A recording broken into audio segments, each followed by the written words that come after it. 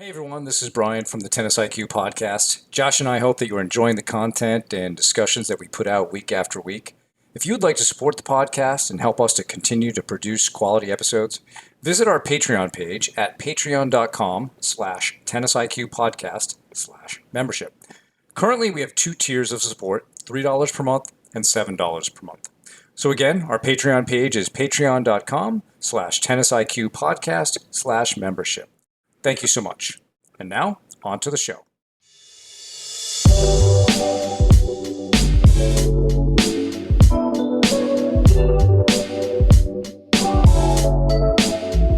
Hello and welcome to the Tennis IQ podcast. I'm Josh Berger. And I'm Brian Lomax. And today, Josh and I are going to talk about an important aspect of the development of any tennis player, which is developing their character skills or helping them develop strong character. Oftentimes, when we speak of character, it has, I think, a positive connotation. We don't necessarily distinguish between, say, strong or weak character or good or bad character, but I think it's helpful for us to understand character in a deeper way, in a way that we are looking at it from the perspective of developing strong character skills and how tennis is something that can be used to help with that. And I would say it's actually a real positive thing for coaches, players, parents to focus on, because it helps to make us just a stronger person overall and a stronger player. One of the things that comes with tennis, obviously, is a lot of adversity and difficulty and so forth. And I think we'll get into this more, but a big part of tennis is training you to deal with those situations in better ways. And a lot of the time, that means going deeper inside of yourself and searching for more strength there, more character strength, more ways of looking at things that are less about technique and tactics and more about who you are as a person and how you can pull through this mentally and emotionally. And a lot of that stuff comes from the development of your character skills. And I like to refer to this as more of taking kind of an inside out approach, meaning we develop what is within us first and primarily, and that will help create those sort of outside outcomes and results that we want. That would be in contrast to more of an outside in approach, which is the outside stuff are the results, the outcomes, the rankings, the ratings, focusing more on that, and letting that drive the development of who we become. Of course, there's always going to be a careful balance between results, their importance, and so forth. We live in a society where results, of course, are important. For many, they are the kind of the measure of one's success. But I think there's more to it than that. So I think this is a really good topic, especially in today's tennis world, in which we are not only presented with results, but we are also presented with rankings. We're presented with ratings, depending on where you live. These ratings or what age groups that you're in and so forth, they may have more or less importance. But, I think, Josh, you and I, we both work in populations in which, universal tennis rating, UTR, is quite important. We haven't yet seen, I don't think, the effect of world tennis number, if that's going to make some sort of incursion against that. But regardless, they are important things, and they are things that people can be more obsessed with than, say, their character. So when you think about the development of character, Josh, for tennis players, maybe just at a high level, what are some of your thoughts about this particular topic and its importance? Yeah, well, I think you brought up a good point that results and ratings and rankings and all of that can get in the way. And I think individuals can over prioritize this in their own minds, and also the people around, the individuals that are around each tennis player can also overemphasize these things, whether it's a player's parents, whether it's a coach, whether it's teammates on a team. But I think it's very common that not only the person, but the people around them can overemphasize winning and results at the expense of character and sort of the quote unquote right way of doing things. And I think, if results are all that matters when the match is on the line, right? If you're in a third set tiebreaker, if you're at deuce point and it's no ad, um, it can be very easy to cut corners. It can be easy to decide to maybe cheat. It can be easy to, call a ball out that hits the line. Or, and also just in general, maybe not show top notch sportsmanship to your opponents, right? I mean, obviously something like cheating is an extreme, but also just not in general exhibiting that type of sportsmanship to your opponents that you aspire towards, because that's not the priority. Because the priority is winning and seeing your opponent as somebody to be beaten rather than somebody who's sharing the court with you, sort of in along along for this same journey. And I think, going back to your question, Brian, I think you know it is the responsibility, I would say, of people in the tennis field, whether it be coaches, whether it be sports psychology professionals, whether it be parents, to prioritize these things and understand that that's ultimately what pays dividend at the end of the day. It's not just about who has the most ranking points or who plays number one on the USTA college high school team, right? We're playing sports and we're playing tennis for certain reasons. And I think if viewed in the right way, if framed in the right way as well, sports have the potential to really have a lot of benefits on individuals that play them. You have opportunities to really learn great character skills and really build these skills through competition, through hard work, through dedication, through high pressure situations with your opponents. But if winning is all that matters, if if the result is prioritized over everything else, then you don't gain those same skills in that same way. So I think it's really important, as we think about this, that the people that surround a tennis player, like, oftentimes, coaches or sports psych professionals, parents, as we mentioned, um, prioritize these things and understand that ultimately we're playing tennis for a reason, and there's a lot that we can learn and build and develop from our experiences, only if we prioritize them in it, and those are as important or more important ultimately than just our results.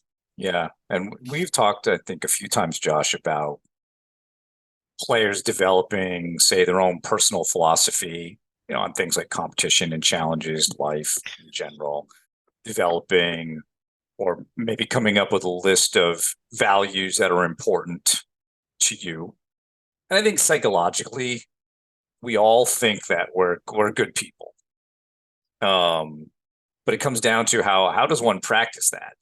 And it makes me think about some of the ancient Greek philosophers who didn't see philosophy as something to just talk about and exchange ideas. They saw it as something that they should practice and put into motion.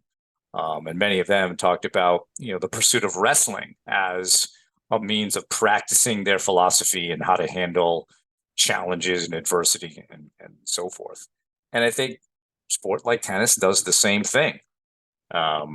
It's a chance for us to practice our philosophy, to practice our core values.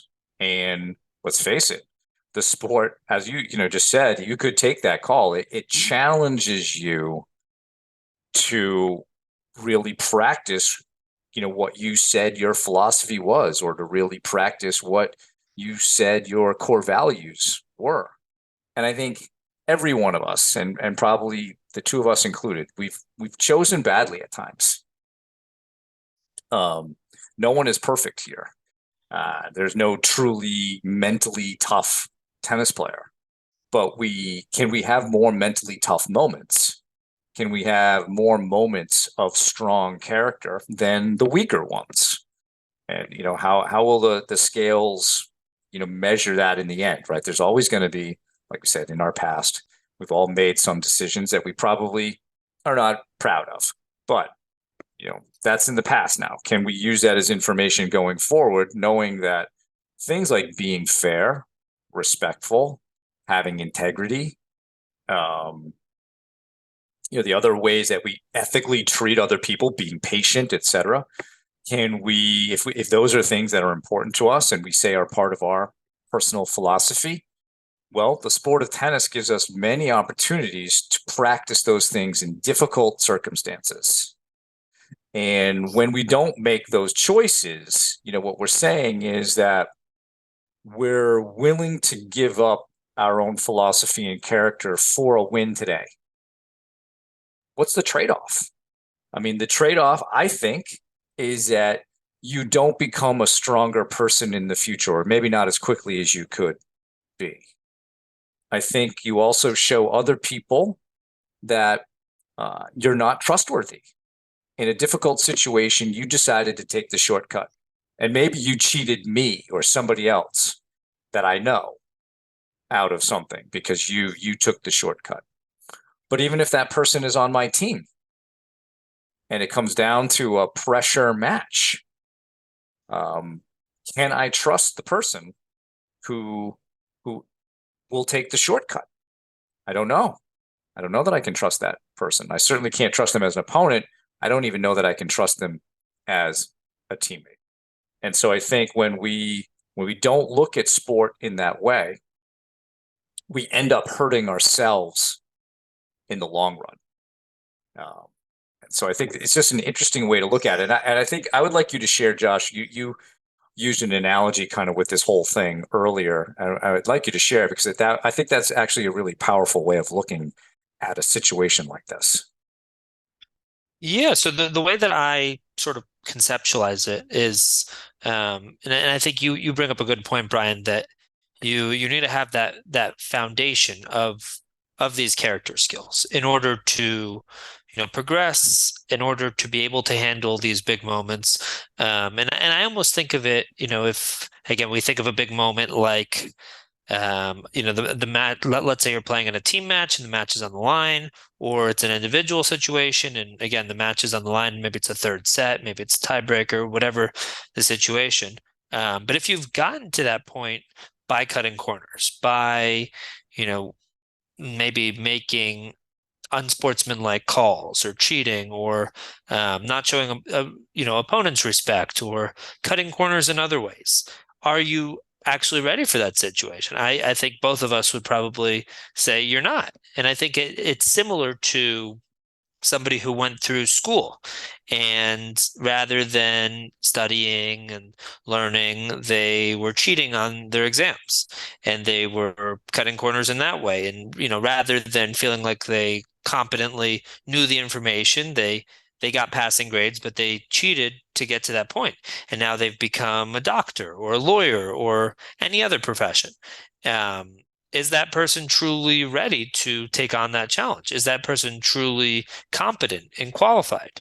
I would say no, right? On paper, maybe it looks like they are, but behind the scenes, you know, deep down, they have cut a lot of corners. They aren't they haven't taken the necessary steps to be qualified to take on that challenge. And I think it really is the same way. If you've, number one, you build a reputation, right? And I think we all know people at any age, at any level, who have that sort of reputation of cutting corners on the tennis court. The whether it's line calls, whether it's sportsmanship in other ways. And I think not only does the reputation build, but as you said, Brian, you lose trust. People aren't going to want to play with you. Do people want to play doubles with somebody who has that type of reputation? First of all, that reputation could come on to you if you two are playing together and the team is making questionable or just bad line calls. But in general, it's, I think it sends a message that you're not willing to put in the work and to play by the rules in order to um in order to compete, in order to try to win. And I think, I think up to this point we've focused a lot on maybe some negative qualities, right? And maybe trying to avoid those. But I think also trying to, and I think we can discuss what some of these are and maybe how we build them.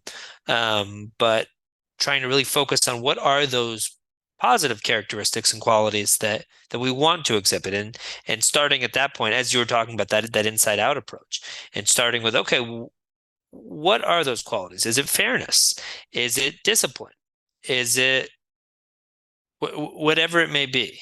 Is it hard work? Is it is it teamwork, right? Especially in a sport like in doubles, or when you're on a team in other settings. But let's start with what are those qualities that we want to exhibit, rather than the approach of, okay, I'm going to play matches, I'm trying to win, and then maybe I can sort of self-correct. If we can start with sort of the end in mind and start with the qualities that we want, and focus on how we build them. How, again, we're not going to be perfect. We're going to make mistakes.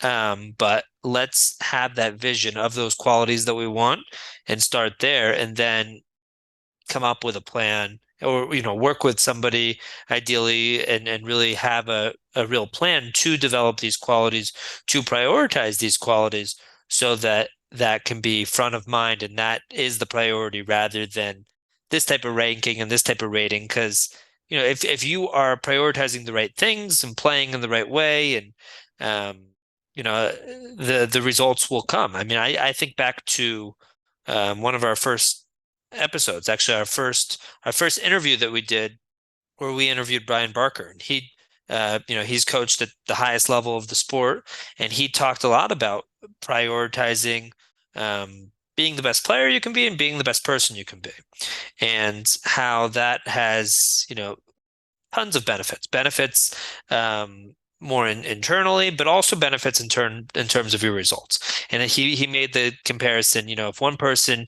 is all about winning and they say, okay, or let's start in the other way. If one person is saying, okay, I'm trying to be the best person I can be, the best player I can be, I'm just going to do my best out here. I know that by doing my best, I might win today, I might lose today, but ultimately that's what's going to help me move in the right direction.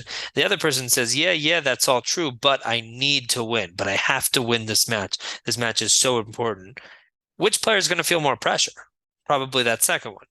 So which player, when the match is on the line, ultimately has a better chance? So I think there's this, prioritizing these character traits is ultimately what leads to people trusting you, what leads to, you having a better reputation, and also has a positive impact on your results. But it might not have sort of a short-sighted um, impact, right? That maybe you lose that one particular match when you choose not to cheat on that close call, right? So maybe in the short term, it has a negative impact on your results. But long term, by not cutting corners, by playing the right way, by going the extra mile, by having good sportsmanship, it has a positive effect ultimately. I think that was a good summary, Josh, of the difference between developing from the inside out, where we're developing the person and the results will come, versus from the outside in, where we're focused on results and wins, um, and the pressure that that leads to, and probably you don't even get the results long term that you want. You probably end up plateauing or only reaching a certain level. Um, when you talk about identifying the different skills and values that are important, I think that's a really good discussion. And I think you could even break it into individual character skills. You mentioned self-discipline, hard work. I think you could also put in things like, and these would differ for different people, but creativity, um, even focus and confidence will fall into those areas as well. So those are kind of more on the individual side. And then the other category would be the ethical side, really how we treat others. And, fairness is certainly part of that. Truthfulness, respect, integrity, patience with others. Certainly patience with yourself could be an individual character trait, right? Positivity, optimism would be individual character traits, but then how do we use those with others? And I think they're good categories to consider. I think sometimes in the sport of tennis, we pay a little less attention to the ethical side. I think very often, and we probably do this, Josh, a lot with our clients, is we work a lot on those individual character skills. So we talk a lot about confidence and focus and self-belief. And depending on the player, maybe there's something about creativity or optimism or positivity, etc. But I know that you and I both focus on a lot of the ethical pieces as well, but that's probably the part that isn't discussed as much.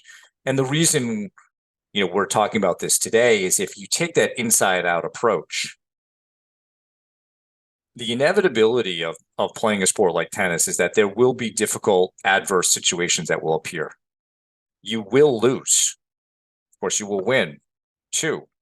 Your ability to handle those things comes from within you more so than outside of you. And so, from a long-term development perspective, we want to develop people who have strong character skills so that they can grow in the sport and not be frauds, like in your analogy, right? That doctor or lawyer or whatever profession that just cheated their way through, because let's face it, school does reward grades more than learning. Right? The whole system is set up for you just to be able to pass tests. It doesn't necessarily challenge how much you've learned, and that's the way it is. But do you want to be a legitimately good tennis player, or do you want to be a fraud?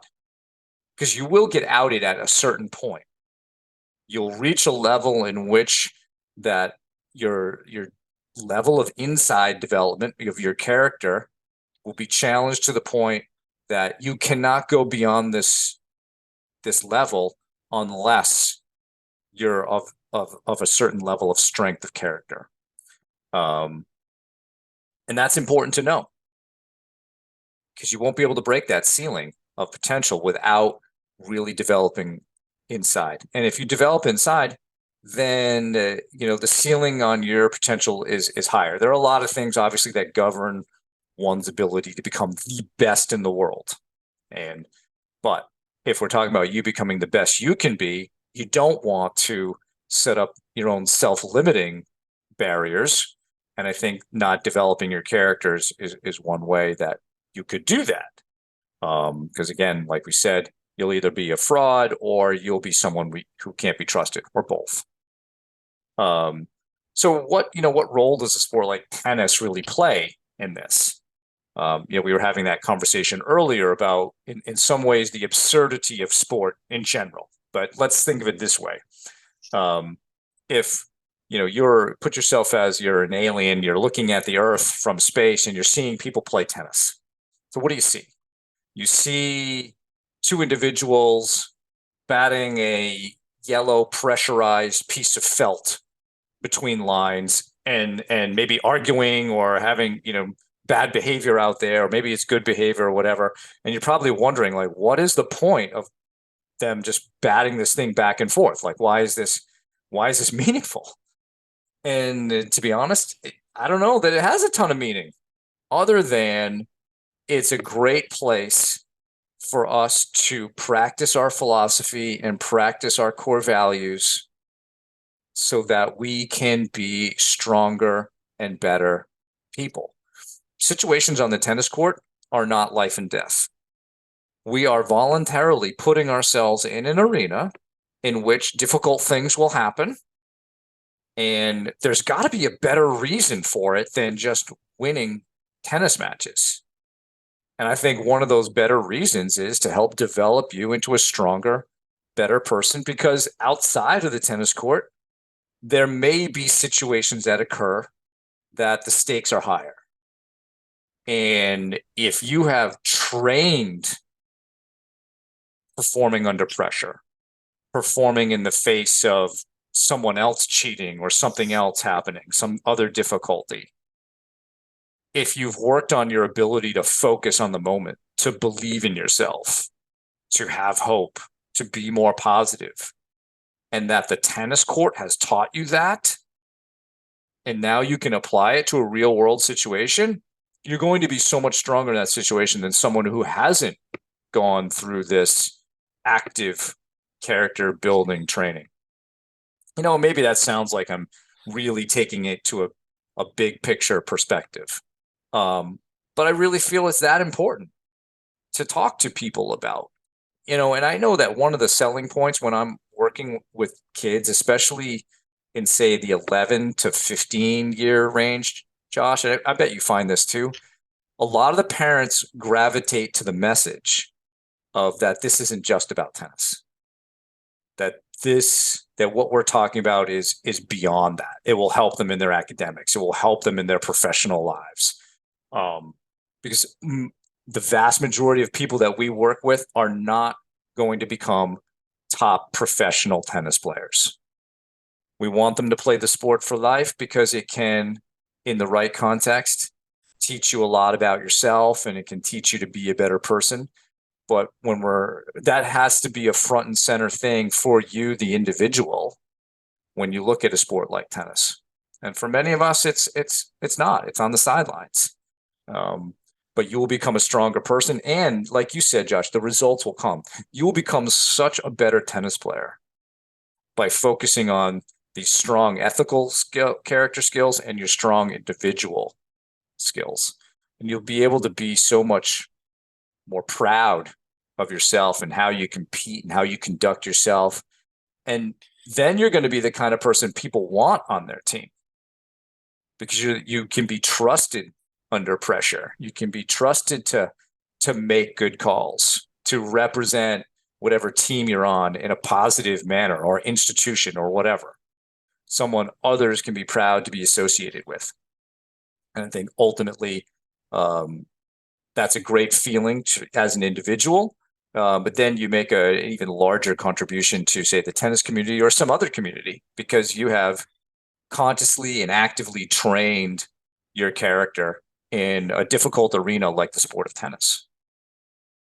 Totally, totally. And I think the fact that it is a difficult arena, and I think you touched on this, is a big reason why you can really develop these skills. If you're not competing and you're just hitting and you're never in a situation where you have to make a tough call, I think it's tougher to really develop some of these character skills when you don't have to make that tough decision, when you don't have to decide how you're going to treat an opponent who maybe hasn't displayed the same level of sportsmanship towards you, right? I think by putting ourselves in these situations time again, wind up in situations that require these skills. And again, maybe we have certain situations and we look back at them and we're not happy or we're not proud, rather, of how we handled them. But it also is that it also gives us that opportunity to learn and to hopefully grow and do better the next time because there's always that next match. As long as you continue playing, there's always that next opportunity to play. You age up to the next age group and there's a new cast of characters that you play against. You move to a different part of the country and again, new people that you're playing against, different types of tournaments, different types of opportunities and challenges. So as you continue to play, you will have more opportunities to hopefully do better. And as I think we keep saying, perfection is not attainable and it's not um, realistic either.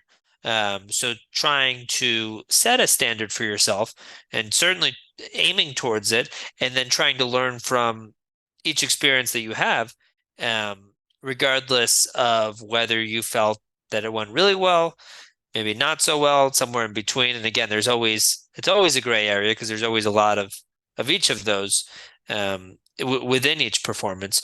But again, tennis, and I mean sports in general, but I think tennis as an individual sport is a unique training grounds because it really is just you out there. Maybe not in doubles, of course you have a partner, but it really is you out there making the decisions, being the umpire, right? Being your own umpire, um, being your own coach and figuring out how to navigate the ups and the downs and the good days and the bad days and the days where your second serve is off and the days where you didn't get enough sleep or you don't feel good or whatever. It all falls on you to navigate that and to handle that. And I think tennis is unique from most sports in that way, that it really is, individual. And obviously, there's a great quote from Andre Agassi where he talks about that and talks about maybe some of the challenges of that, how it really can feel isolating. It can really just feel like it's you out there. But at the same time, the fact that it is just you, um, I think provides a great opportunity to learn how you want to act, to have these opportunities to act in the way that you strive towards. And again, maybe you fail, maybe you fail your test in certain situations, and hopefully you're better for it. Hopefully that that failing or that moral failing or however you want to think of it doesn't lead you to decide to say, okay, now, okay, somebody cheated me and I'm going to cheat them back. Or, winning is so important, or this is such a big match that, maybe I can cut that corner. Um, so try to say, okay, is that really who I want to be? And again, maybe you make that mistake and hopefully the next time around you're better for it and you've learned why that's not what you want to do, why, in terms of your reputation, in terms of your character, in terms of how you feel about yourself, what sort of impact that really has.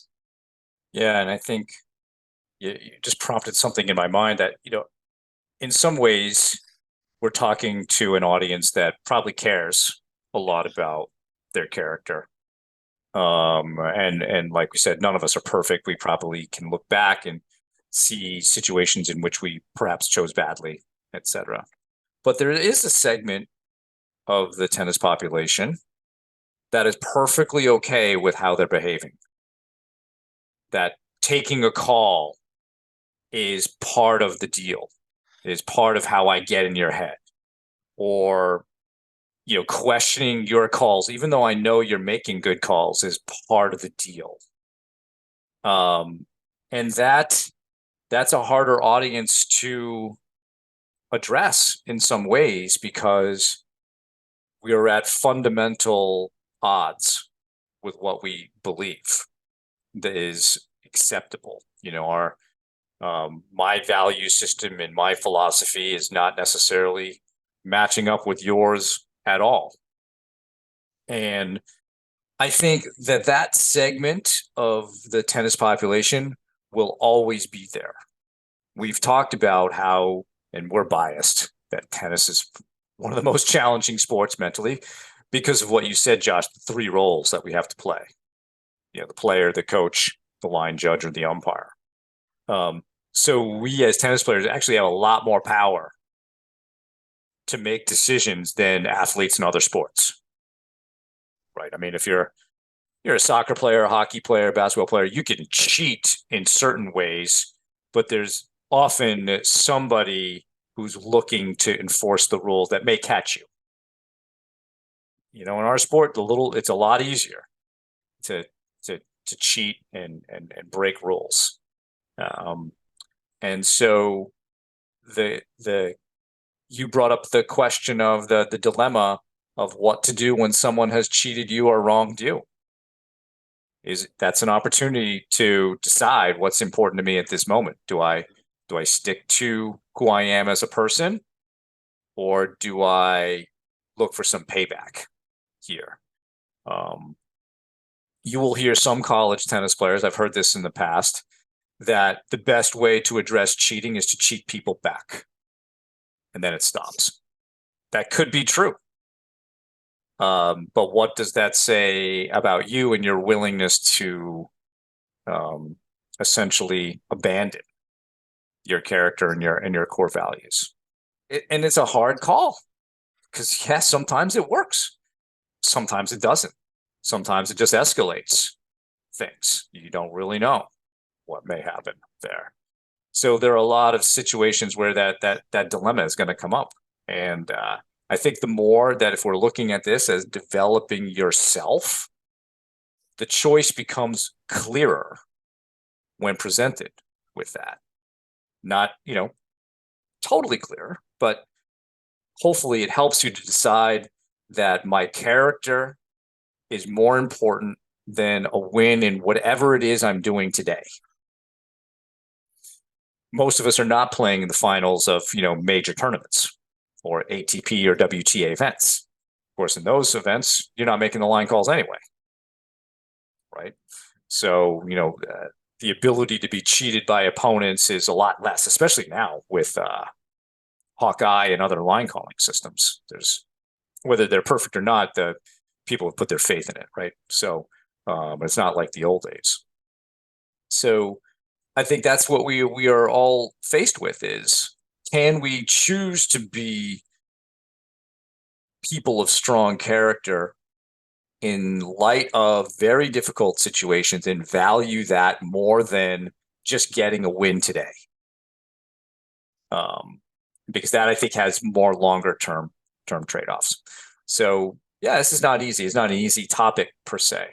And we don't necessarily have clear guidelines, I don't think. But I think if we look at some of the values and the character traits again that we go back to, think about how you treat other people broadly and what are the important aspects of that, whether it be fairness, truthfulness, respect, integrity, patience, etc.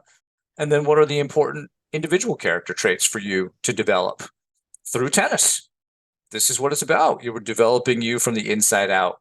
And when you do it that way, when you make this about experiential learning and education, the results will absolutely come.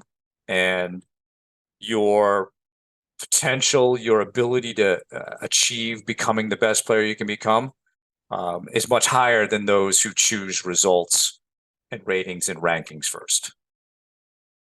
Totally, totally. And I would also say at the highest level of the game, there are still situations where these questions really do still come up.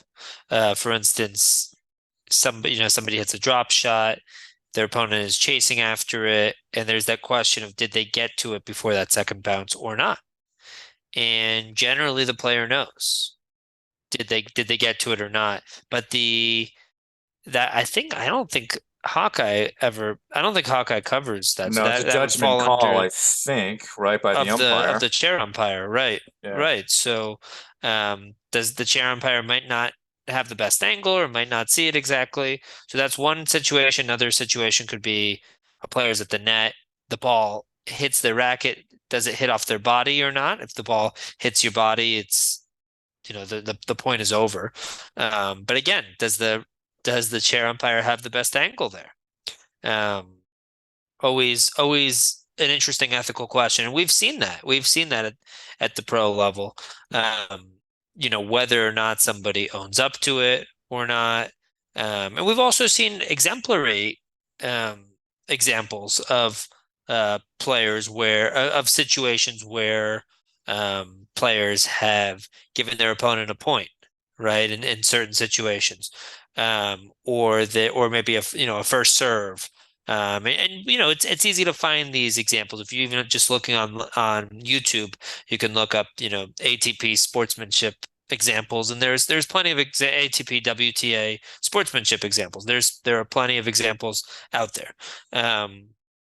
But I think, yeah, as we think more about this topic, hopefully this is something that is thought provoking, right? And again, the point of this is not to cast shame and not for people to think back to that situation that they're not proud of, right? I think it's more to really have this be a priority and understand why it should be a priority, understand the importance of it, the benefits of it, and have that as the standard that we want to really strive towards being the best people we can be, developing these characteristics over time. It does take time, but having that be, a big piece of really why we play, why we do what we do, rather than it being, just sort of competition for who can get the most points and who can get the most wins and who can play number one and who can start on the team. And, it really is about